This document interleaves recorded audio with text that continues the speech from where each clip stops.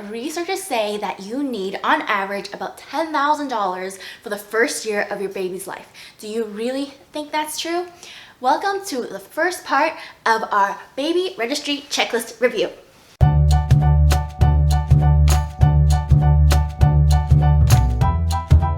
If you live in Canada, you would have probably gotten one of these during your pregnancy. I mean, even if not, online, a lot of the registries are very similar. This was what stressed me out preparing for having a baby, not having the baby itself. After work, we would spend hours researching every single product on this list to see if we really need it and how much of it we need. We asked friends and literally hours of our time was spent into it. So this is why we want to make a video to summarize and condense each part of this registry for you. Remember, this is just from our experience. We're not experts, and remember to know your baby because every baby's different. Andrew has compared checklists from Bed Bath & Beyond, BuyBuyBaby, and Snugglebugz to make sure that we've covered as many items as possible. Today's part 1 is going to be covering nursery, decor, and clothing. Okay, let's get to it.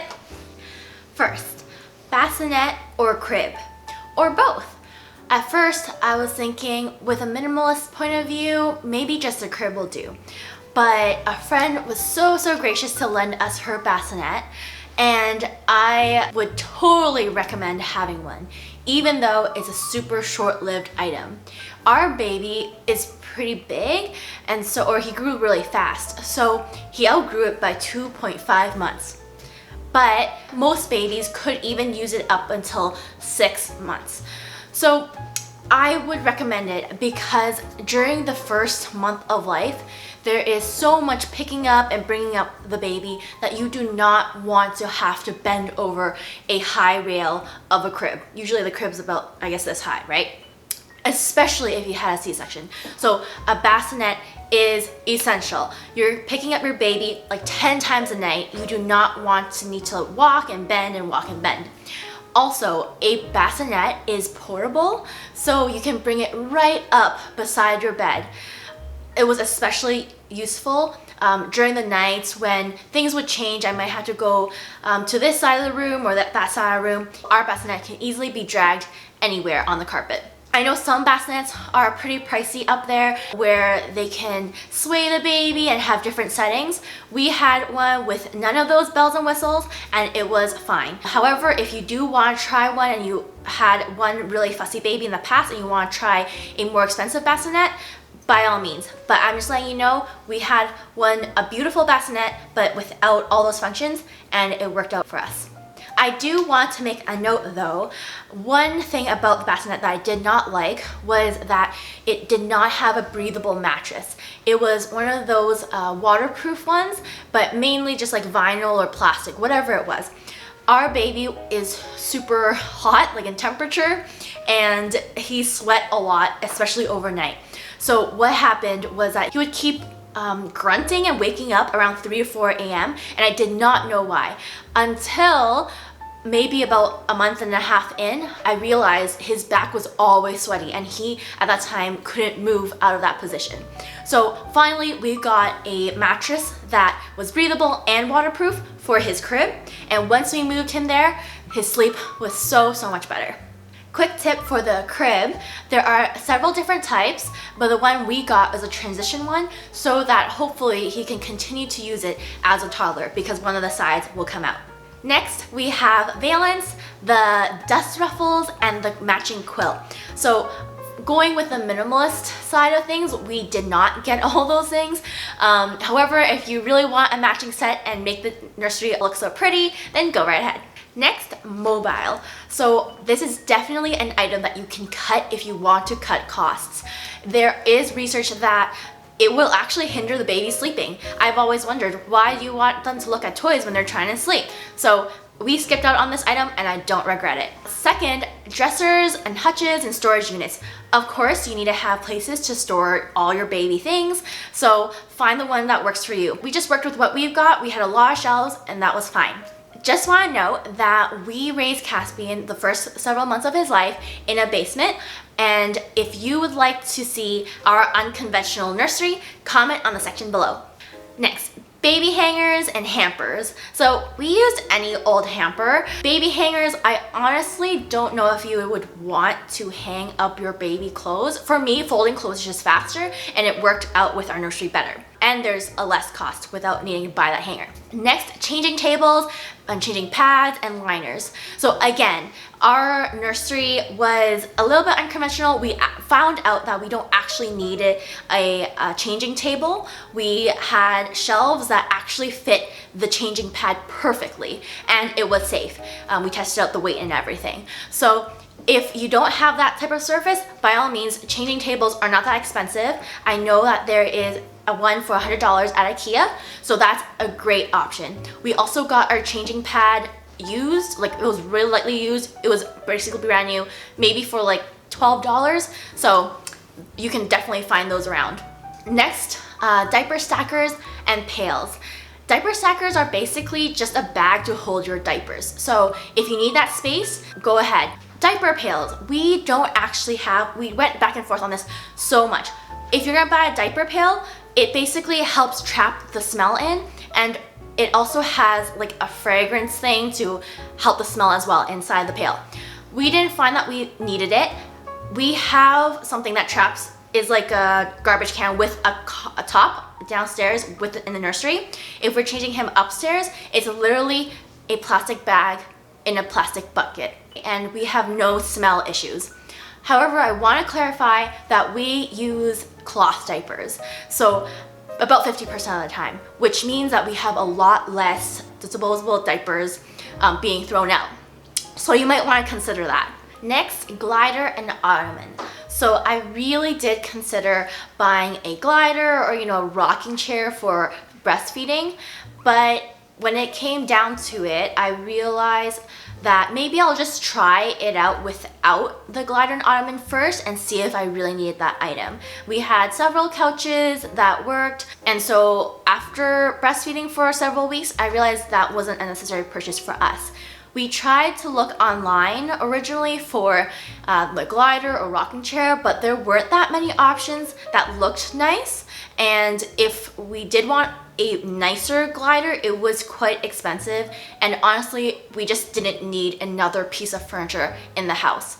So we went without one. Although I do wonder if it would be more comfortable, a bit more back support. That would be the only thing. Next, with all the machines that's included in a nursery. So what we have is a baby monitor, a sound machine, air purifier, and a humidifier.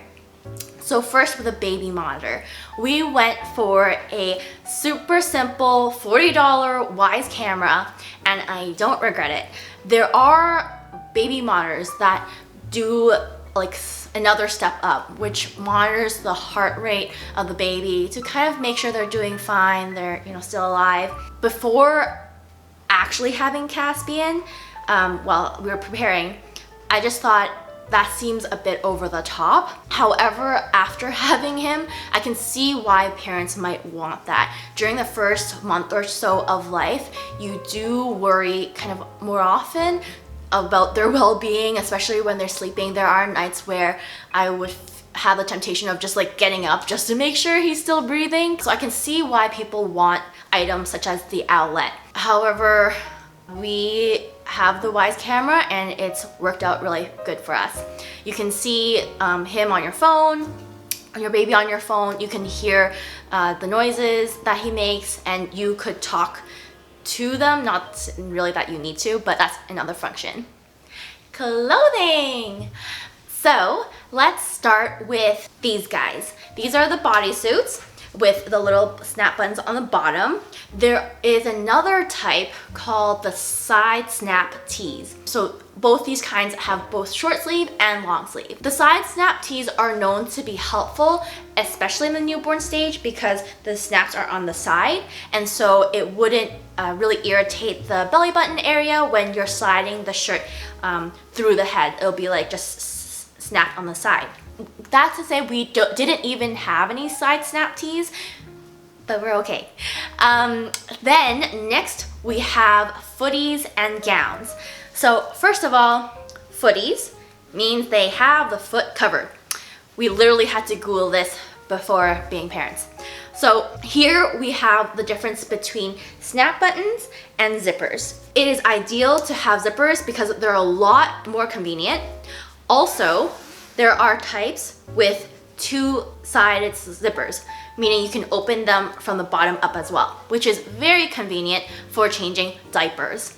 Now you might ask, what is a gown? So a gown differs from the footie in that it doesn't wrap around each foot, right? So it's just in a little elastic. So it's very accessible to help change diapers, especially at night. For this section of clothing, I'm just going to be specific about what and how many of each type we had. So again, we had 0 snap tees.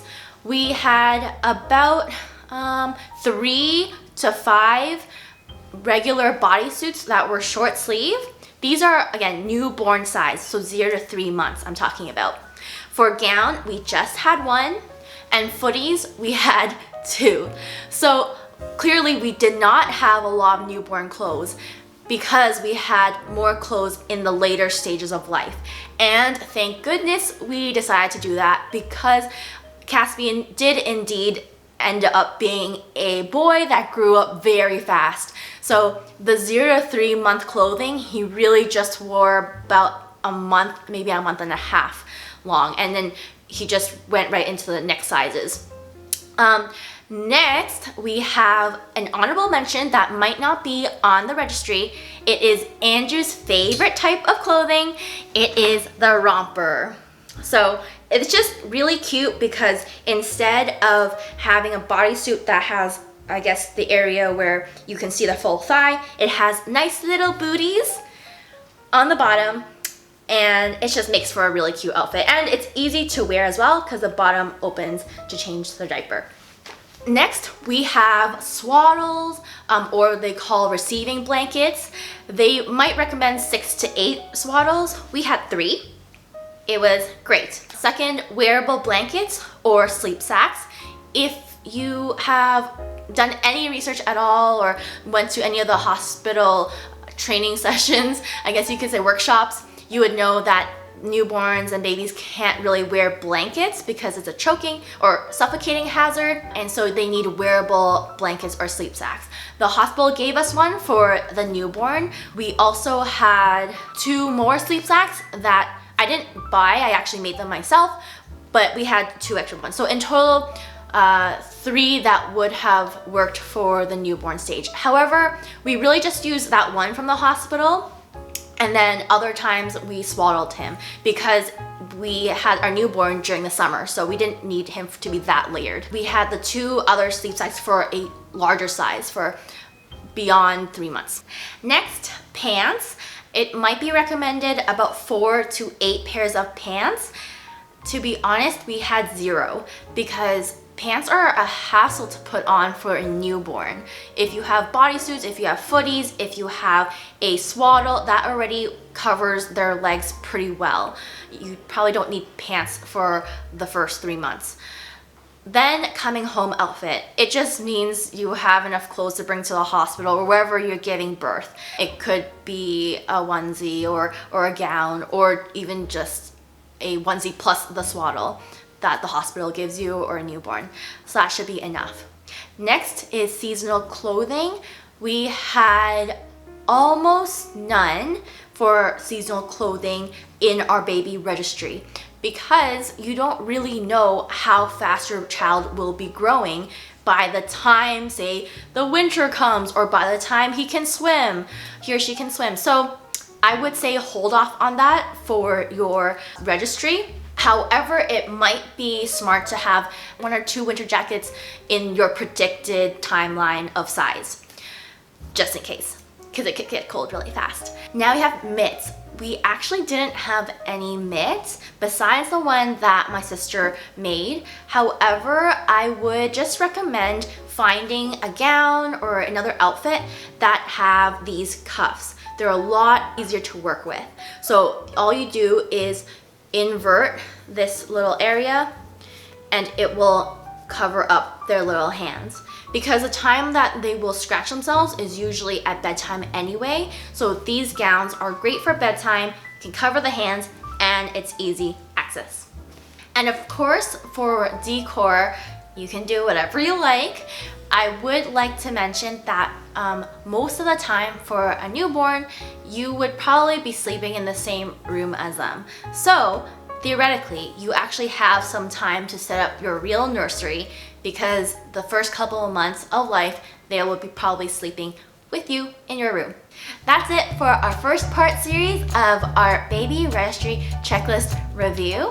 It is a 4-part series, and if you stay till the end, we will let you know how much we've spent for our firstborn up until now compared to the 10,000 average. Next part will be part 2, covering nursing and feeding. And if you'd like to see our cloth diaper review, click here. And that's it for now. Talk to you later. Bye.